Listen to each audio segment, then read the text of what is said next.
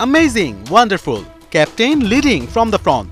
Match শুরুর আগে Jimmy নিশামকে একাদশে না নেয় খানিকটা সমালোচনাও হয় খান সাহেবকে নিয়ে, কিন্তু সব আলোচনা সমালোচনাকে নিজের ব্যাটিং দিয়ে উড়িয়ে দিলেন তামিম। 195 রানের বিগ টার্গেটে ব্যাটিংটা যেমন হবার দরকার ছিল ঠিক তেমনই করলেন খান সাহেব, কারণ ট্রফিটা যে লঞ্চেই উঠানো চাই। পাওয়ার প্লেতে তামিম দেখালেন তার ওয়ান্ডারফুল সব শট।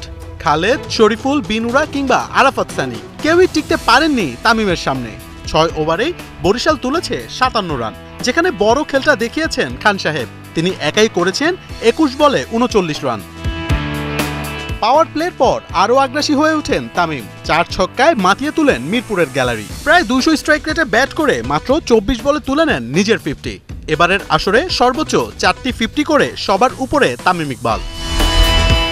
কিন্তু 50-র পরেই ছন্দপতন। শরীফুলের বলে ধরা খেলেন তামিম ইকবাল। ছক্কা মারতে গিয়ে মিডনে ক্যাচ তুলে দেন খালেদের হাতে। তবে নিজের কাজটুকু ঠিকই করে দিয়েছেন ক্যাপ্টেন। 186 স্ট্রাইক রেটে ব্যাট করে 29 বলে করেন 54 রান। 9টি 4-এর সাথে মেরেছেন একটি ছক্কা। ফাইনালে তামিম সবসময় বেস্ট। এর আগে 2 ফাইনাল খেলে 180 রান করেছেন।